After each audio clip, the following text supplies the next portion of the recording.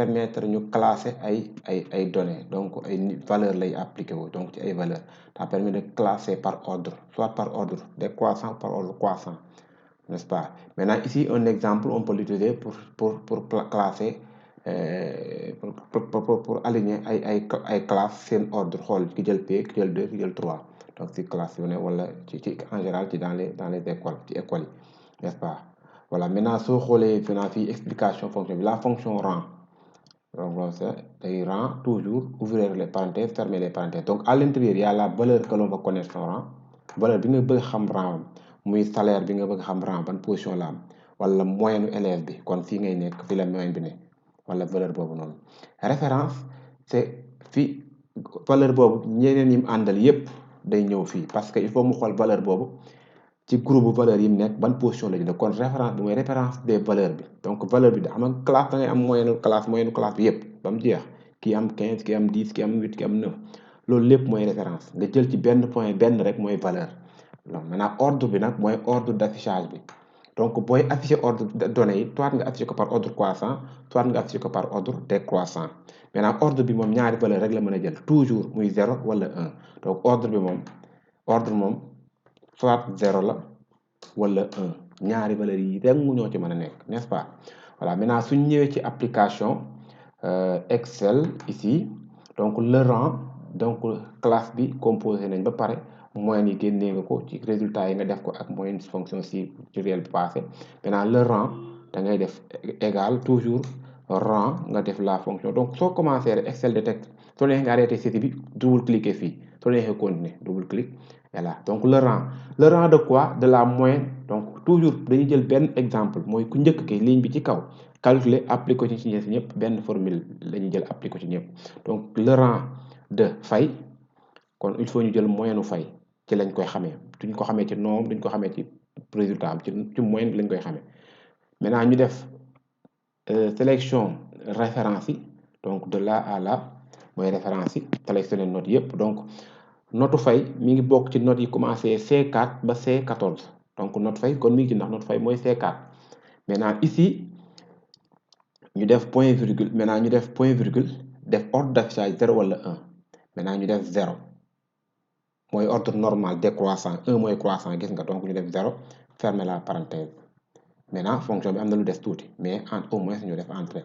maintenant soo gisee lii suñu tiiree da ngay gis ne voilà c'est pas cohérent gis nga p gis nga 16 15 note yi bu tolluñ gis nga 2 2 2 pourquoi parce que soo xoolee Excel nu muy def buy copier war ngeen comprendre ne copie formule bi ci suuf day ñëw nekk C5 jël bi C6 C7 C8 ba mu jeex mais fii day def C4 C14 après mu def C5 C13 C5 C15 après C6 C17 16 wala 17 xam nga ce qui veut dire que day fàtte yi ci kaw di ajouter ay éléments vides ci suuf donc suñu xoolee kii ci suuf nii suñu xoolee kii ci suuf nii gis nga valeur am kon xam nga boolewu ci kaw les notes là qui sont en haut boolewu leen ci donc ñett yi rek la xool ak yu ci zéro donc ñett ñi ku ci raw 15 donc ñett ñi da nga boo leen dee xool 15 P lay jël donc P lay jël noonu la donc ce qui veut dire que fonction bi dañ ko war a améliorer nee naa daa am beneen lu ñu ci war a yokk moo effacer le contenu bu kenn def supprimer voilà ñu reprendre donc pour corriger la fonction égale rang soo defee rang def cliquer ci moyenne bi maintenant point virgule léegi nga sélectionner référence bi fii ba fii voilà maintenant nga yéeg ndànk ci kaw fii nii voilà yéegaat ba fii gis nga maintenant ici dafa war a am ay dollars fii ak ci C bi dollars yi mooy def lan day fixer day tax ñu fixer ensemble bi nga xam ne du changer toujours même référence yi lay doon mais valeur bi rek mooy changer day jël valeur chaque personne valeur Sarr moyenne Astou moyenne C4 mooy pas C5 C6 C7 ba ci dernière mais fii toujours C4 C15 la ñu war a am qu'est-ce qu'on va faire on va ajouter ici signe dollar là dañuy def fii dollar def fii dollar bi mi ngi si or voilà clavier bi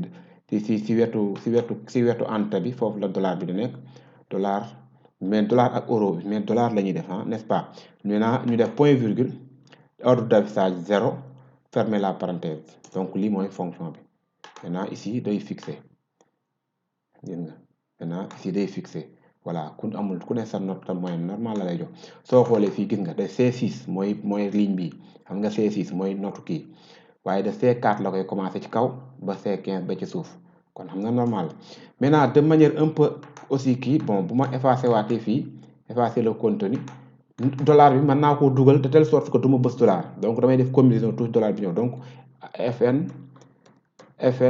F4 ngay def donc point virgule cliquer sur la moyenne point virgule sélectionner les valeurs ba fii voilà après ma yéegee barre bi tuuti bu fekkee ne feeñul voilà point bala ngaa def point virgule fii doo def point virgule da ngay def FN ci clavier bi am na FN ci suuf FN ak F4 boo bësee FN F4 gis nga moo lay dugalal dollar yi seen place kon Excel moom xam na ne rang dollar yi da cee war a ñëw su la neex nga teppal ko mais boo bëggee de manière automatique nga tànk da ngay def FN F4 bala ngaa def point virgule doo ko def point virgule doo ko def ordre bi di fermer parenthèse bi mu jeex donc noonu la n'est-ce pas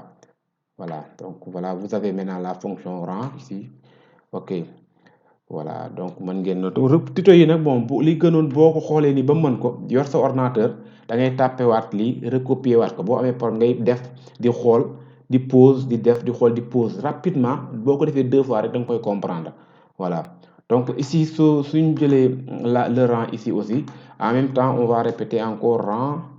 donc la répétition il est pédagogique loolu la tubaab bi wax point virgule donc sélectionner les valeurs ici là su ma sélectionné ba pare ma def FN F4 bala maa def point virgule bi pour mu dugal dollar yi FN F4 dollar yi dugg ma def point virgule def 0 daal di fermer la parenthèse maintenant daal di copier formule bi ci les autres ñu des jërë ngeen jëf bu leen fàtte abonné ci suñu chaîne cliquer ci cloche de notification bi pour jot yeneen tuto yi ñëwaat kon ñu yem ak yéen fii ba beneen yoon jërë ngeen jëf